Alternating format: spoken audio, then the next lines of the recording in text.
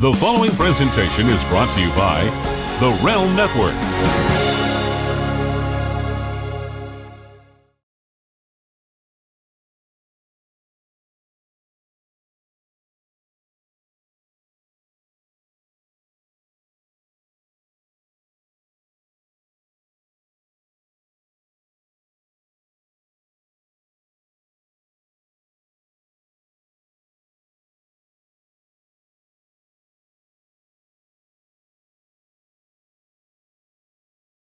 The Attitude Era is widely considered by many as the greatest product the WWE has ever had. Now, relive the entire journey with exclusive commentary, insights, and episodic discussion with head writer Vince Russo.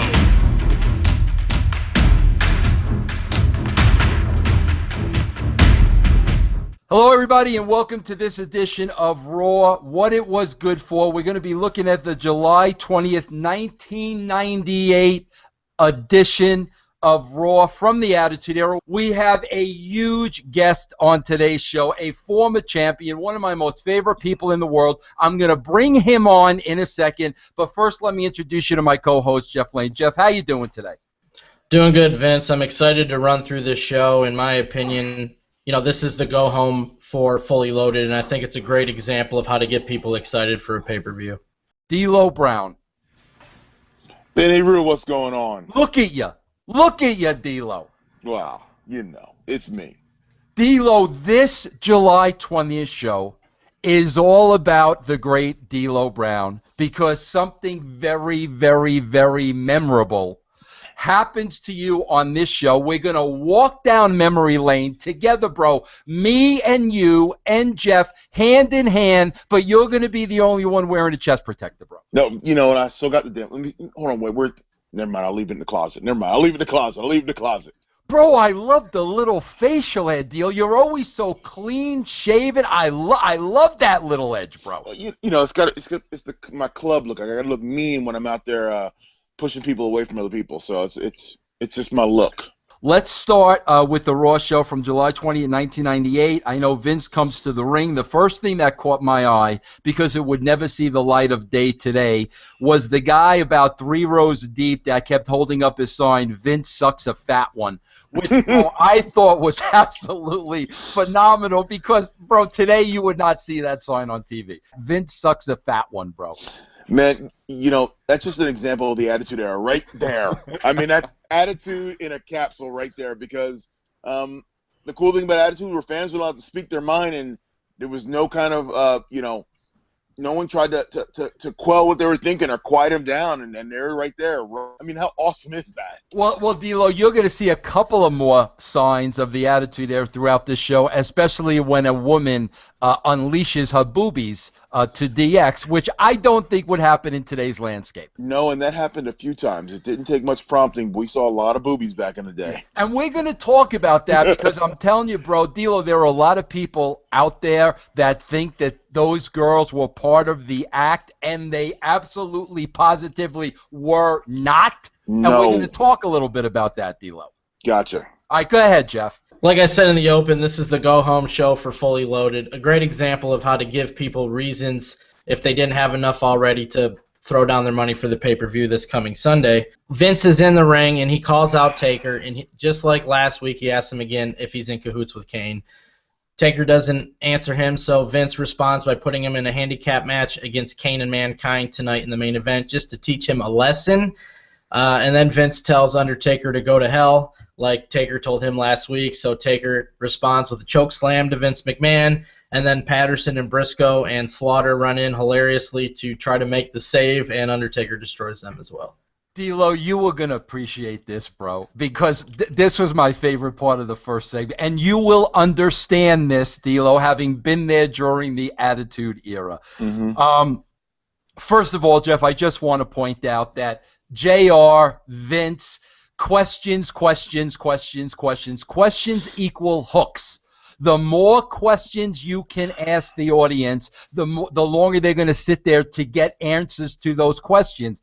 And, bro, we've been now on are Undertaker and Kane in cahoots for weeks, bro. That's the question. That's the mystery. D'Lo, you're going to love this.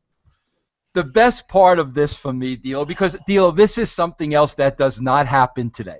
Okay, bro, Patterson, Briscoe, they wind up getting chokeslammed by Taker. So, bro, now Patterson, Briscoe, and Vince are leaving the ring. Okay, bro? Bro, as they're leaving the ring, D'Lo, they all fall all over each other on the outside of the ring. D'Lo, it's 100% gaga. But you could see Pat pulling Vince down. Bro, this is why this stands out to me, D'Lo. I'm just going to say it. A big part of the Attitude Era to me, D'Lo, was we had fun like this. There were no sticks up anybody's rear end. And here's Vince, Patterson, and Briscoe, the Three Stooges, falling all over each other. By the end of the segment, Patterson and Briscoe are pushing and shoving each other. I mean, D'Lo, that's what it was back then. Even Vince McMahon was clowning around. Absolutely. You had the ability to go out there in front of a live audience, in front of millions of people, and just have a good time. Everyone was relaxed. Even though you're going head-to-head with another company, it didn't matter. You were out there having a good time, entertaining, and that's the bottom line, entertaining. And you do a little bit of slapstick. You make each other laugh. You kind of crack the guys up in the back, but at the same time, you do it in a context where you're entertaining the people and the masses, and that's what made Attitude special. And D'Lo, that's just something I think is missing today, because it just seems to me everybody is so damn serious. I mean, bro, there was a show a couple of weeks ago we did, D'Lo, where, you know, Patterson and Briscoe are on the stage, and Austin's in the ring cutting a promo. And Pat fires back at Austin verbally. And, bro, Austin's just laughing in the ring. And, like, it was a shoot. It was an absolute shoot. And you could just feel it, D'Lo. And I just feel that for some reason today's environment is just so much more uptight than it was back then. Why do you think that is, D'Lo? You know, I don't know if it's because a lot of the guys are younger and so they've only been raised in the WWE system, so they're kind of a little bit tighter because they feel the pressure of being on TV. Back in Attitude Era, most of the guys came from somewhere else, so they were much more relaxed and comfortable in front of the camera, in front of a live crowd, and very comfortable with themselves. So you didn't mind telling jokes. I mean, like great Owen Hart would tell a joke in the middle of a ring while you're wrestling. I mean, he would play a rib on you. So I'm not sure why most guys are tight today. I wish we kind of go back and get a little more relaxed because I think it's more fun for everybody. Oh, definitely. All right, what's next, Jeff? Before the commercial, we get a shot of the entire nation backstage.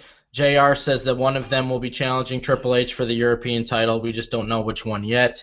So we come back from commercial, and we find out that D'Lo will be challenging Triple H for the European title. The Rock is ringside with D'Lo. Before we get into this match, D'Lo, I was just curious if you wanted to discuss how the chest protector gimmick came about, like its origins. And, bro, be honest, bro. Be honest with old Vinny Rue here, because I remember adamantly you were not in love with the chest protector early on. And, bro, I got to tell you, I'm watching last night's show, and I'm seeing how cumbersome it is. And I'm like, how the freak did D'Lo work with that? No wonder he hated wearing that thing. In the beginning, I will tell you, I hate the damn thing, and I couldn't stand it. I thought it was going to be an embarrassment to the wrestling world. It started literally in catering one time, and I'm sitting down, and Jim Ross comes to sit next to me and goes, "Hey, man, we need to do something to make you a little special, you know, something to make you stand out." And I'm like, "Okay, cool." And he goes, "This is the Frog Splash. So what if we do something that we injure your chest, you know, like Iron Mike Sharp had the forearm thing, you know. What if we put a chest protector on you?" And, you know, like a good wrestler, you stand there and you nod when the office talks to you. You just go, "Okay, great." And then I remember going home after that SmackDown tape the next day and telling my fiance at the time, I was like, they're going to make me this Johnny Bench clown wearing this chest protector thing. I was like, this is bull. This is bull. No one's going to take me seriously. I'm going to be a joke. I'm gonna be like Doink the Clown. No one's gonna really take me serious. And you know, God love her, my ex-wife. She's told me this one thing. It changed my mind and my philosophy on everything. She goes, "If you try it and fail, it's at least their fault. It's a bad idea. but if you don't try it at all, it's yours. You never gave it a chance. I said, okay, all right. So the next week they started constructing the chest protector, and then ironically it became the thing that really put me on the map and made me stand out and special. So at the end of the day, it worked out, but no, I didn't want to do it at first, not at all.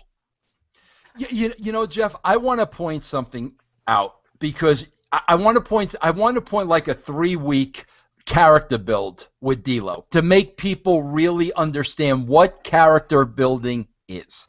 And I think this was probably the most important 3-week stretch in the career of D'Lo. I honestly believe that.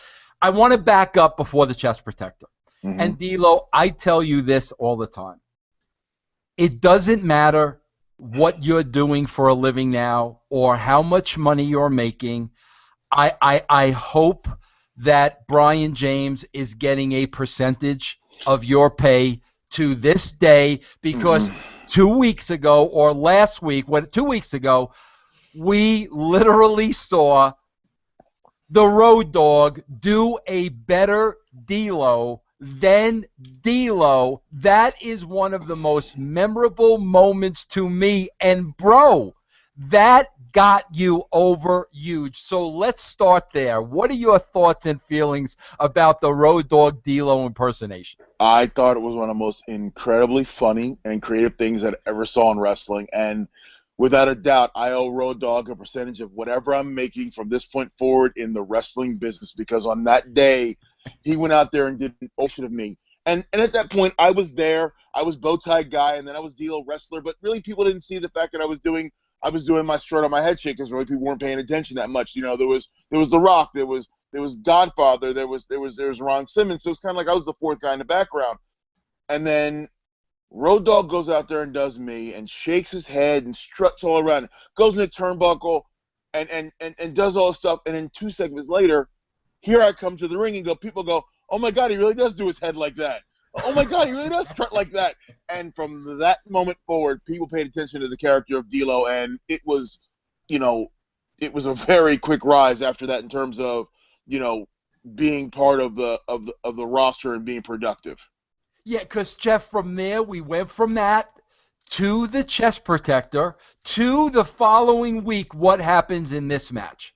Okay, so Mark Henry comes down halfway down the ramp as we're getting towards the end of the match. So Chyna grabs a chair because she's out there with Triple H, and like I said, The Rock is out there with D'Lo. So Chyna goes to confront Mark Henry on the ramp.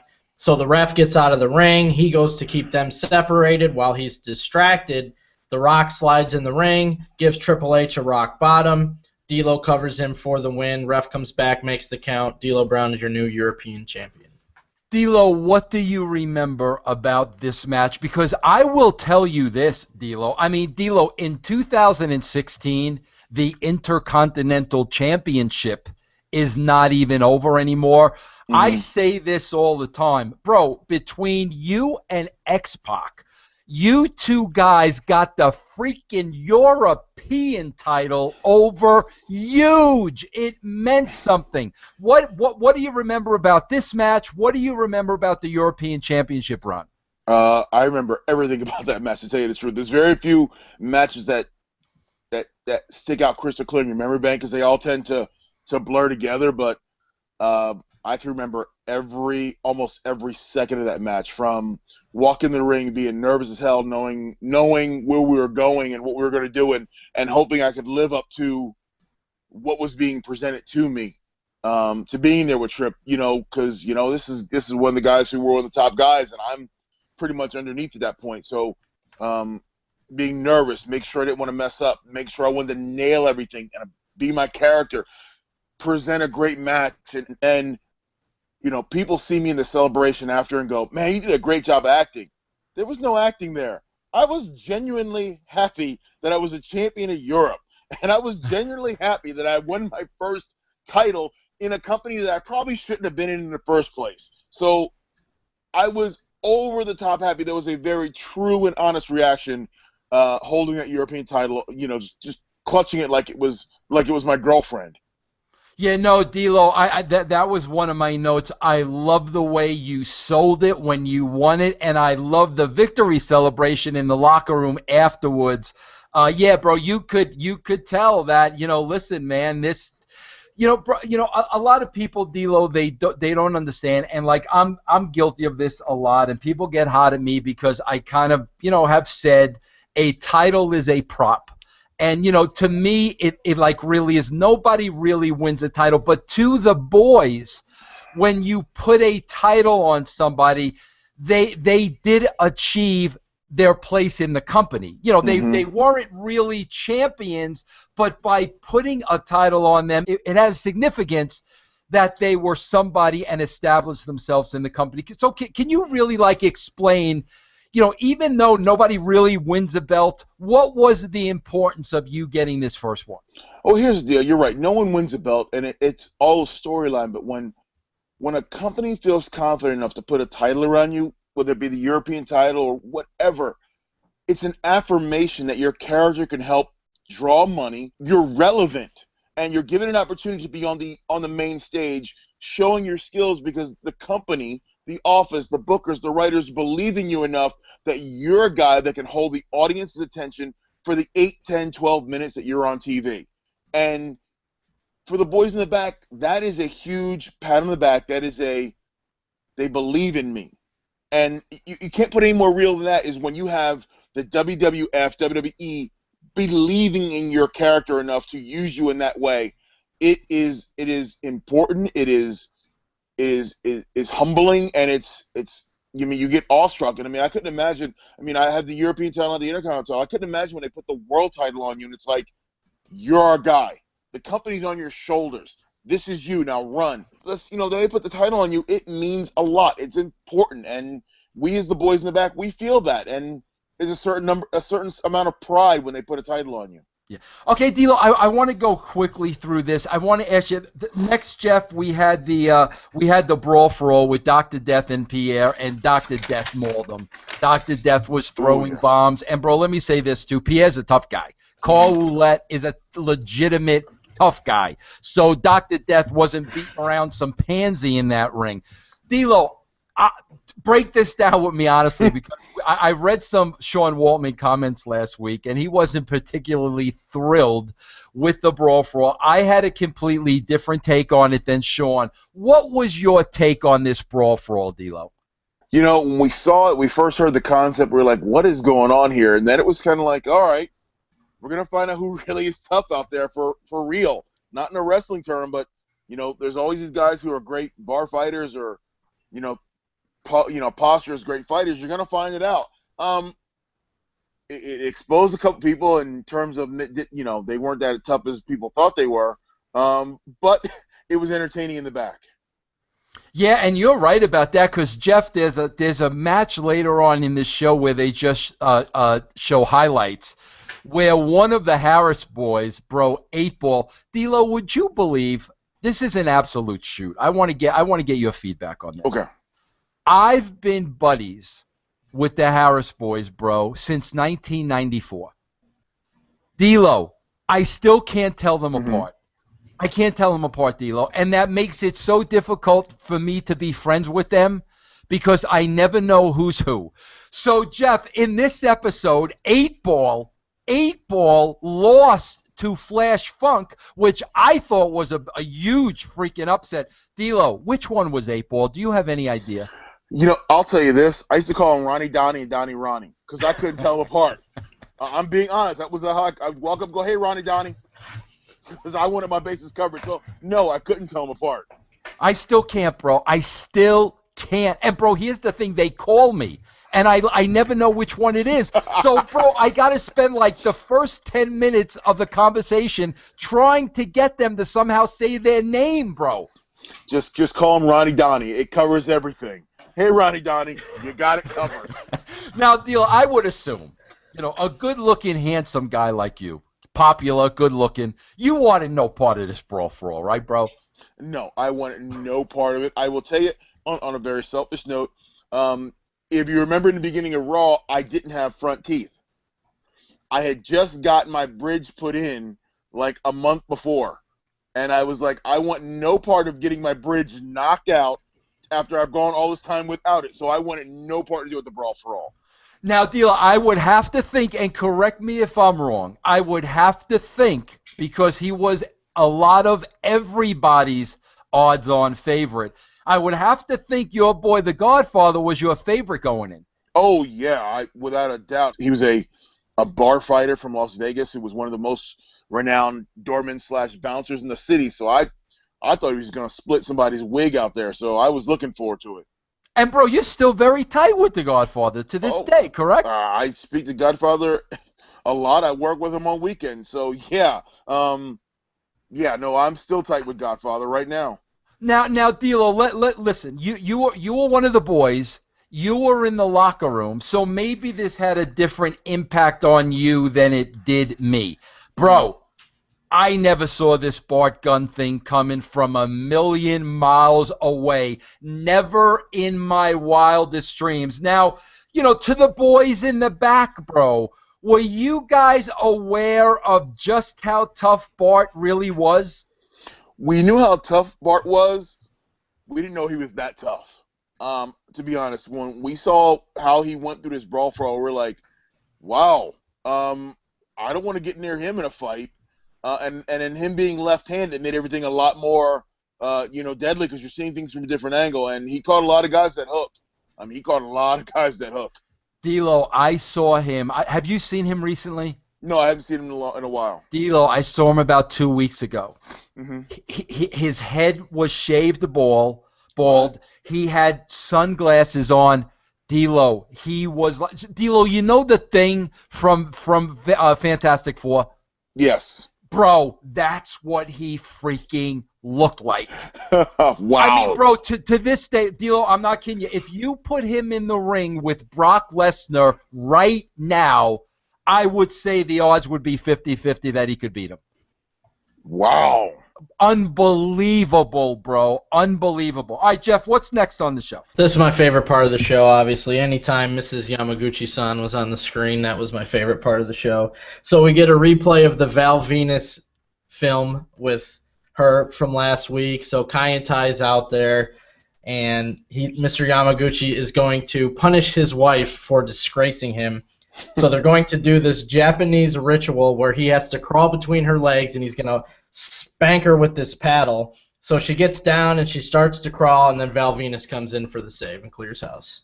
D'Lo, do you have any comments on Choppy Peepee? Choppy Peepee that's all you need to say is Choppy Peepee. That you don't need anything more. That's it. Choppy your Peepee. That's it.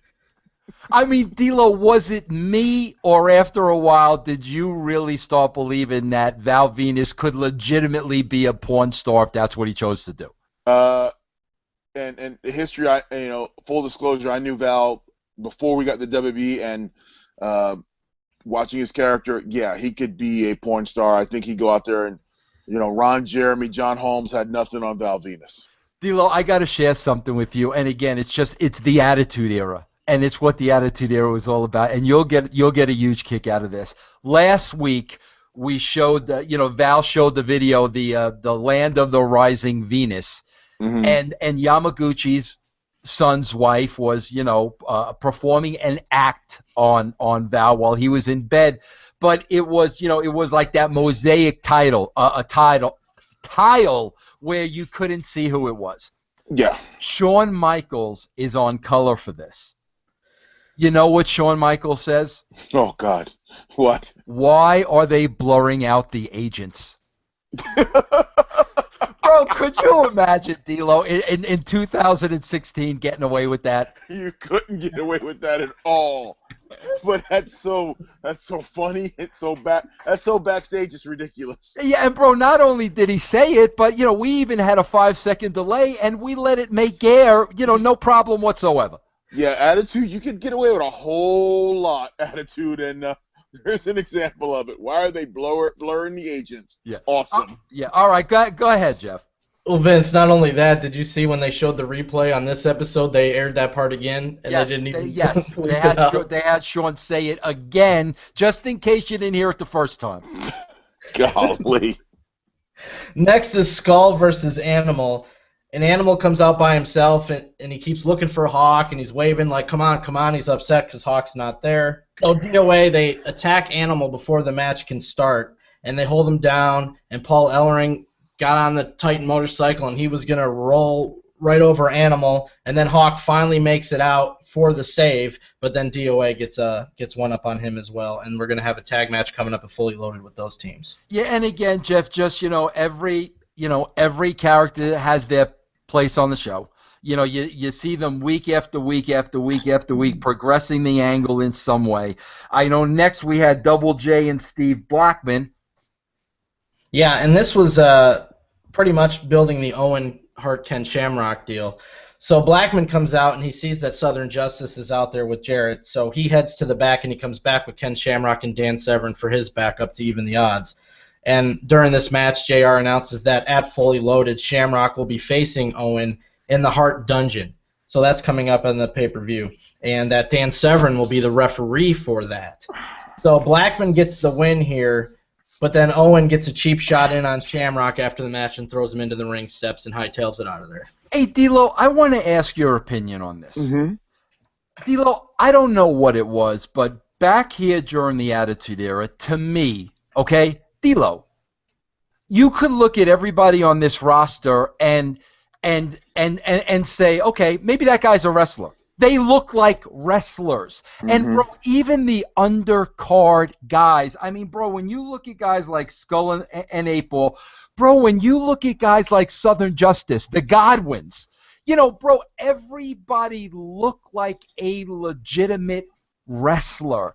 D'Lo, I think that's what part of the problem is today with the mass appeal. A lot of guys just don't look like wrestlers. And, bro, I know, like, when I was a fan, D'Lo, before I even got in the business, I used to watch a wrestling show, and, like, I felt every single guy on that show would kill me. Like, if I ever ran into Jake the Snake Roberts in an alley, Jake would kill me. Jeff Jarrett would kill me. Like, there was nobody on the roster I thought I could take. Bro, you fast forward to 2016. I'm 55 years old. I think I could take 25% of the current WWE roster. Bro, why do you think, D'Lo, the model of the wrestler has changed over the years? I think a big thing is the lack of larger athletes coming in and going into wrestling, and they're now going into the UFC as opposed to coming into pro wrestling, where your bigger guys are going that way. At the time there was no UFC, so if once guys left the NFL or baseball or whatever, or bodybuilding, they would come to wrestling as a way of showing themselves. So you got bigger guys. I mean, the guys you had back then were guys who were larger in life, so when you saw them in person, you'd walk by and go, yeah, I want no piece of him. Because he was just physically bigger than, like, wow, you look bigger than you do on TV. That was the mystique of a pro wrestling. And we've lost a lot of larger athletes, and the athletes have gotten more streamlined and smaller in the last 10 years. Yeah, and that's a good point, D'Lo, about, UFC definitely was not as prominent back in the day. I mean, we had Shamrock and Severn, and, you knew very few UFC fighters, nothing like what it is today. That's a real good point. From there, Jeff, I think we had the Austin JR promo in the ring. Yes, but quickly before that, we see the Undertaker leaving the arena, and Michael Cole, after the commercial, said that all that Taker said was, see you Sunday at Fully Loaded. So Taker's leaving. He's supposed to be in this handicap match. Austin's in the ring, and he says he doesn't know why Taker left the building. He's not sure if he's trying to screw Vince McMahon before Vince screws him. So Austin says if anyone deserves to be screwed, it's Vince, which brings out Vince McMahon at this point. And because Taker has left the building and Austin's saying this stuff, he's substituting Austin into that match. So now it's going to be Austin versus Mankind and Kane. So Austin refuses to do it. He says he's not going to do it. And he can just leave the building like Taker did, and Vince will be screwed. But Vince says if he does so, he will strip him of the title and give it to Undertaker. So Austin is going to be forced to do this. At this point, he says after he kicks Mankind and Kane's ass, he will beat the crap out of Vince backstage. Hey, D'Lo, I want to ask you this question because I had a conversation with Steve Austin a couple of weeks ago, and Steve pointed this out. And I think, and I talked to Shawn Michaels a couple of weeks ago. We talked about this. I think this was prominent back then during the Attitude Era. I don't see this stuff so much today. And here's what it is. Austin basically said, and Shawn kind of verified it, the product was so good back there, and everybody was such a pro, and everybody was so on top of their game, and the bar was being lifted week after week after week after week, that it literally turned into a game in the back of everybody climbing over everybody else to reach that pinnacle, to be the best that it could be. Like, Austin says, the level of competition, him, Mick, Shawn, Taker, and every guy that went out there wanted to be the best and wanted to be the best guy on that show, the one person they remembered when the show was over. I don't see that today. I don't. I watch Raw religiously. I don't see it. I see a lot of mediocrity. Why do you think there was such a level of competitiveness back there with you guys? Well, remember, not only are we competing with our guys in the locker room, we're competing with WCW at the time, and we're competing for ratings, and there's eyeballs on you. And your deal is you wanted to go out there and you wanted to steal your segment, and you wanted to make sure that you were the best segment out there, and in a big way, you wanted to steal the show. You wanted to be the guy remembered, and that was it. Was you? Let me go back. And the biggest wrestling match was not the guys in the ring, but it was the guys in the back in terms of my character can beat your character in terms of I'm more popular or I'm more over, and you wanted to leapfrog over everybody to climb to the top because once again you want that affirmation from the office. So it was intense in the competitiveness in terms of I want to be the best every night when I go out there, and I want people to remember my name, my character, and next week they're going to tune in to watch me. And that was a level of competitiveness in the locker room. And D'Lo, I would have to think with the level of the shows back then, you certainly didn't want to be the weak link of the show. No, it was all about ratings, and if you were the weak link, you weren't on the show much longer. You'd get 1 or 2 weeks, and if you didn't produce, someone else would get an opportunity. So you not only wanted to break through into the show, but you wanted to go from the second segment to the fourth segment to the crossover segment to in the hour. That's how you wanted to move up the show. And you never wanted to give your spot up. It's not about being vindictive or I don't want this guy to get anything. I want my character out there. I want to prove that I belong. And maybe I think that killer instinct is not prevalent today in today's wrestling. Yeah. Okay, Jeff, next we have Owen and Farouk. Bro, the line of the night here was when the King said that Earl Schreiber wouldn't pay Owen more wouldn't paint Owen's nose for only $39.95, which I thought was phenomenal. Here was the second thing, Jeff, that really played out to me was the fact that Owen kept selling, I'm not a nugget, I'm not a nugget, I'm not a nugget. Bro, by chance, Shawn said in a promo a couple of weeks ago, you like that little nugget that swirls. D'Lo, like Road Dogg. Owen took that one line, ran with it, and it became his career. Particularly, pros like Owen would find something that made people, for example, the I'm not a nugget. They reacted to it. So he ran with it and made it something special. And he drilled down people's throats so much that it became a catchphrase. And he trained the people to say it to him. And he made something special of being called a nugget that wouldn't disappear down the toilet. D'Lo, what is the one Owen story? Because everybody's got one. What is D'Lo Brown's?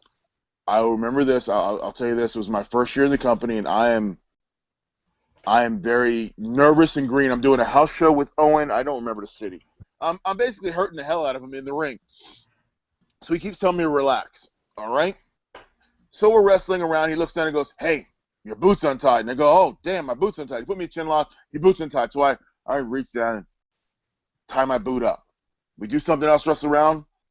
hey, your boot's untied. What? I look, the other boot's untied. I'm like, what the heck is going on here? My boots are never untied. And so I tie my boot back up.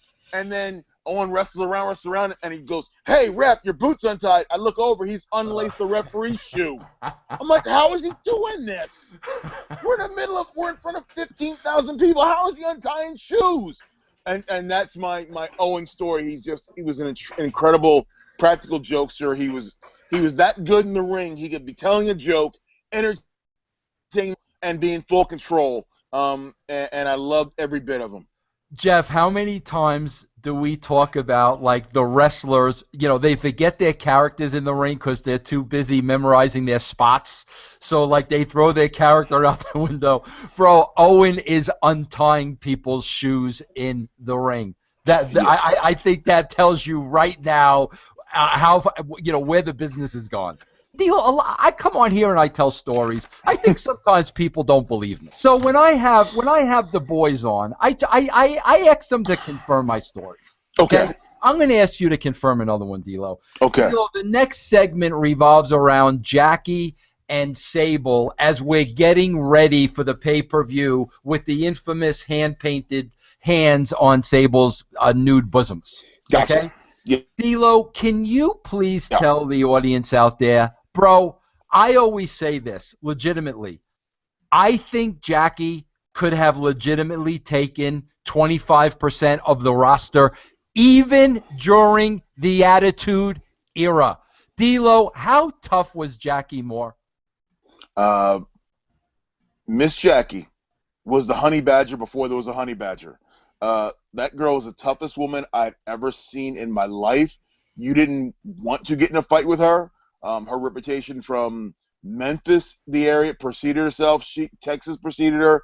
She could punch a man in the face and not blink an eye. That woman was tough as nails, and I never want to be on her bad side, ever. Yeah, I mean, bro, just watching these in-rings, Jeff, I mean, the shape she was in. Look at her arms, bro. Just look at Jackie's arms. Mm-hmm. Bro, I swear to God, D'Lo, I would have never wanted to. Could you imagine, like, a cheating boyfriend and Jackie found out about it? Can you imagine that? No. I wouldn't want to be that guy. No, it wouldn't have been worth it. No, because she wouldn't have broke up with you. She just beat your ass every day. That's all she would have. She'd have woke up and just punched you in the face. You'd have gone to sleep. She'd have punched you in the face. No. No. D'Lo, you know what else I want to point out that surprised me when I went back and watched these shows, because I had not watched these shows since we shot them, bro. So it's like 16, 17 years. D'Lo, we are coming off a time where Shawn's last match was WrestleMania 14. Remember he had the back injury with Austin, Yes. blah, blah, blah. He went on his hiatus. During his hiatus, the Attitude Era started getting over. Mm-hmm. D'Lo, the last 2 weeks, Shawn Michaels returned on color. Now, keep in mind, Shawn's been away for a while. The Attitude Era has started getting over, without him. Mm-hmm. Shawn, bro, it was a different Shawn Michaels back then. He had a lot of heat with certain people in the locker room, bro. We know the stories with him and Brett. Bro, I remember one time the Harris boys almost handed him his head at Madison Square Garden. A lot of people did not like Shawn. But I got to tell you something, D'Lo. Listening to him on color these last 2 weeks, bro, he is putting everybody over huge.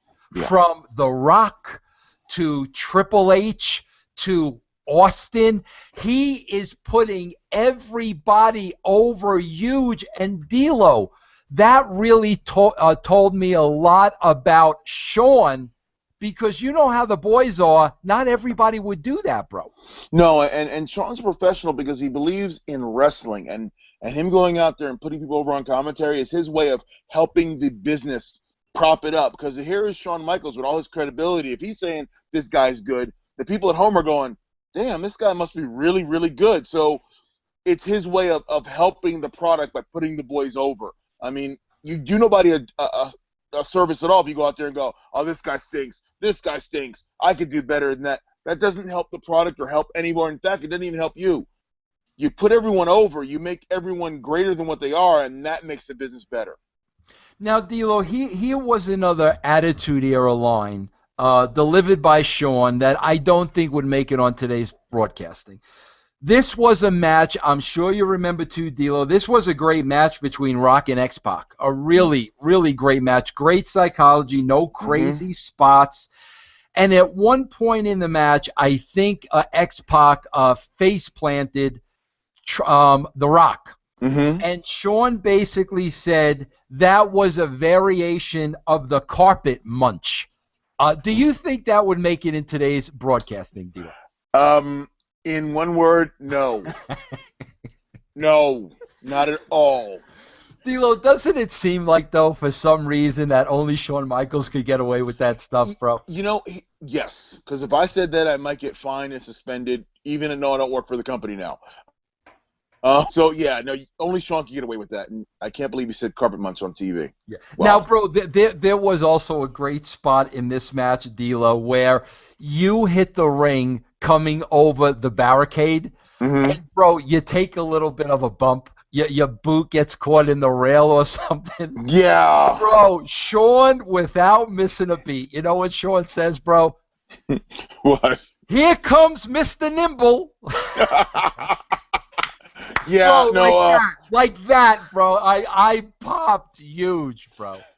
Yeah, no, thank you, Shawn. I love you. Yeah, I remember getting over the barricade, and it was a little higher than I thought. And, I was a little athletic, but I underestimated the height of the wall. Yeah. So, yeah. Wasn't too smooth. And here comes Mr. Nimble. Here comes Mr. Nimble. Jeff, talk a little bit about the finish of this match, and then we'll go into the main event. We have a bunch of chaos in this match. The referee ends up taking a bump, which allows Triple H to hit the pedigree on The Rock. So X-Pac covers. There's another referee. He's about to count the 3. The referees start arguing. They end up ruling it a DQ. So The Rock wins by DQ. He's still the IC champ, which means coming up at Fully Loaded, that 2 out of 3 falls with Triple H will still be for the Intercontinental title. Now that the European title's out of the picture. And I got a kick out of this with D'Lo because I started watching some of Fully Loaded to get ready for next week already. And D'Lo wrestles X-Pac. And it's a non-title match because D'Lo refused to sign a contract to put the title on the line. Yeah, of course. He's smart, bro. Why's he going to put the title on the line? He just won it, bro. That's what a heel does. Why am I going to give my girl away 7 days after I get it? Yeah, you got 30 day. You got the 30-day close, bro. You going to put the title up? That's right. And then you defend it against Funaki. You don't defend it against X-Pac. Come on, bro. Come on, bro. Hey, D'Lo, I got to ask you a serious question. You got to shoot straight with me here, bro. Yeah. Honestly, please shoot straight with me. And you're the perfect guy to ask this question. Bro, we put Rock in the nation. And, bro, listen, I give credit where credit is due all the time. Rock got put in the nation very early on when I just started getting involved in the writing. And I remember Bruce Pritchard telling me, because, bro, he just came off like the Rocky Maivia thing at the Garden, which was horrible. And Bruce telling me, we're going to put him in the nation. And I'm like, bro, like, I didn't see that. Now, D'Lo, you're a part of this. Week by week by week, you're seeing this guy turn into what is today one of the biggest movie stars on the planet. You're right there, bro. Week after week after week, you have a front row seat to this. I want to ask you 2 questions, bro, honestly. Number one, did you see the success coming the way that it did? And number 2, with the success, was anybody in the group, was there any jealousy just towards the way this guy was skyrocketing? To take on the success thing, I don't think you could have seen 20 years later he's the biggest action movie star in Hollywood. I don't think anyone could have foreseen that. What you did see was, and I'll give you away from the ring, because he and I traveled together, so we're splitting hotels together, and here's Rocky practicing promos or mannerisms, or we'd listen to songs and go, I like that line. And then the next week on Raw, it would be experimenting with it in a promo. And you got to see him just grow up and get more comfortable and transform from Rocky Maivia to The Rock. And that was the coolest front row seat I've ever had in my life. In terms of jealousy, in terms of him getting over the way he did, I don't think there was jealousy. I think it drew attention to the group as a whole, and then he just surpassed the group because he was bringing the whole group up. I mean, the nation was there. Then Rocky gave us a lift, and then Rocky just lifted off like a rocket ship, and at that point you couldn't catch him. So I don't think it was jealousy. It was kind of like more of awestruck at this kid, and he comes off the Rocky Maivia die, Rocky die. He has the knee injury, comes back, and then within one calendar year he's transformed into this Rock character. And it was pretty cool to watch. D'Lo, I got to ask you this question because there's no way I'm not going to bring this up during this interview. No way. Mm-hmm. How important was Ron Simmons to the career of D'Lo Brown? There is no ifs, ands, or buts. Everything I do say to this day about this business is a part of the teaching of Ron Simmons. I remember I had a match, and for those who don't know, we have agents that shows, and they help critique your matches, and they help make your matches better for the next show. So I remember doing a match, I forget where it was, but I was with X-Pac, and I remember going to Jack Lanza afterwards and said, hey, how'd my match go? He goes, you don't need to talk to me. You're riding with Ron for the next 3 hours. He'll tell you everything. He'll tell you everything you need to know. And right there, it was like, oh, and Ron Simmons. When I came to WWF, I was this green kid out of Smoky Mountain Wrestling who barely knew how to hammerlock someone. And Ron Simmons gave me an education on not only how to wrestle, be a wrestler, be a professional. And till this day, I owe Ron Simmons every dime I ever make in this business. And D'Lo, I would think that's a lot of what's missing today in the business. Oh, I mean, would, yeah, bro, definitely. When you talk about a 3-hour car ride with Ron, how can you even put a value on that, bro? You can't. It's like going to college and getting an advanced PhD in wrestling. I mean, because you're getting this 15, 20-year vet who's been around the world telling you, all right, you did this great. Now this was crap. Don't ever do that again. Do this. That was great. Now, and then he after he broke you down, he'd build you up, and then he would talk about psychology of the crowd, and we're in the first hour. I still got 2 hours to go, and it was amazing. And I imagine that 300 nights a year for 2 years. Unbelievable. All right, Jeff. Let's talk about the main event because I want to ask D'Lo a very important question as it pertains to the main event. Now, we did skip over a very important part. This is where Triple H, after the match, got the girl to, Oh, yeah, bro. During this match, there's a hot girl in the crowd, D'Lo. Triple H is telling her, lift the shirt. She lifts her shirt, and she's like, but she's got bra on. Mm-hmm. And Triple H is saying, no, pop them out. Pop them out. Bro, she popped them out, D'Lo. Oh, yeah. D'Lo, people think those chicks were plants, bro. They were not plants, okay? And just because you saw them at Raw in Chicago, I will tell you about the girls you saw in Des Moines, Iowa, who had nothing to do with the show, who were just there, and you'd have this farm girl from Des Moines, and she'd be popping the puppies out, and everywhere you went, I mean, it was one of the most incredible things that I've ever seen in that point in my life, but it was awesome, and it took a little prompting, and that was it. No one was part of the show. It was just girls wanting to be part of the action. Now, D'Lo, did you have your way with any of these women after any of these shows? I mean, between you and I. I plead the fifth. Okay, fair enough. I plead the fifth. Okay, that gives me the answer that I was looking for. Let's talk about the main event because I want to ask D'Lo a very specific question after this match. Go ahead, Jeff. It's the handicap match, Stone Cold Steve Austin versus Kane and Mankind. And Undertaker ends up coming out during the match, and he's got a chair. So obviously he's come back to the building. We don't know what he did while he was gone from the building. He ends up getting up in Austin's corner, like he's going to be his tag partner. And he pulls the chair back. We don't know who he's swinging it at. He ends up nailing Kane with the chair. So the match is thrown out. Austin grabs a chair. He waffles Mankind with the chair, and then he turns around, lays out the Undertaker as well, throws him the double bird, and we go off the air going into Fully Loaded with the tag titles on the line. It will be Kane and Mankind against Undertaker and Austin. All right, D'Lo, I want to ask you a very specific question because as one of the boys, Only you can answer it. I can't answer this question. You're one of the boys. You can answer this question.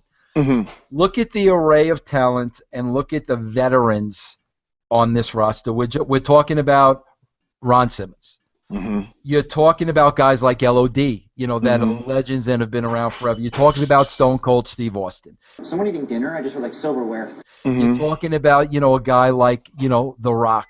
The list goes on and on and on about who was in this locker room. Okay?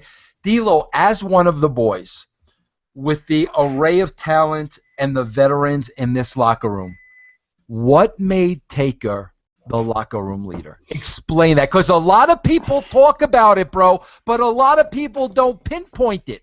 I think it had a lot to do with he was very loyal to Vince, and when guys were up and leaving and going to WCW, Taker was there. He was like the Rock of Gibraltar. He was there from day one, and he never left. And you knew he was a guy, when he said something in the back, when he went out into the front of the crowd, he backed it up by his actions and his words and his work and his ability. And you just had this incredible respect for this guy. And it's hard to quantify. It's hard to put in words why Taker was this revered. I mean, to this day, I look at him like, and I use the word Godfather, but not in terms of the Godfather character. He was like the Godfather of the mob. Like, he just ran the roost, and it was his locker room, and you were just lucky enough to get a place in it. And he went out there and proved his worth every night, and that's all I can say is he proved himself every night and did it. And then put the bar out there and showed you how to do it and say, top that. And so that's Taker. D'Lo, I want to ask you one last question. As being in the heart and the thick of the Attitude Era, just winning the European Championship, knowing what took place back then, you mentioned that, you saw, last night's show. Bro, how do you compare where wrestling was during your time, perhaps the most, not perhaps, if you look at numbers, the most successful period in the history of the business, to where it is today? I'm just curious what are your thoughts of how it got from point A to point B? And that's a great question, because in Attitude Era, we were rock stars. We were pop culture. We were walking in airports in the same underground corridors that Will Smith was walking in. So and you just said a couple minutes ago you had your way with some of these women that lifted their shirts, D'Lo. Let's get that in there if we're going to talk about rock stars. We lived the rock star life. There was no ifs, ands, or buts about it. I'm divorced now, so I can kind of say this. I've thrown away perfect tens and not worried about it. But D'Lo, let me get this straight though, because I think this is a big difference, and I want to hear the rest of what you have to say. But D'Lo, I think this is a huge difference too. In your minds, you believed you were rock stars. Oh, I didn't have to believe anything. I was a rock star. We were stars walking amongst the people, and it wasn't me telling you that. When you get stopped in an airport and there's an impromptu autograph signing when you get off a plane because you land in Chicago and you're from Chicago, or you're walking through and the Nation of Islam stops you and goes, "We like what you're doing." You were a star. People knew who you were. You weren't just this niche form of entertainment on a third network somewhere. You were out in front, just like the NFL or NBA or you were out there, and people treated you that way. So you didn't have to believe you were a star. You were treated like a star. Yeah. Now, D'Lo, I'm going to ask you this one last question because you gave us an hour of your time, and it's been an incredible, incredible show getting your insights. But, D'Lo, I want to ask you this. Be honest with me now. Mm-hmm.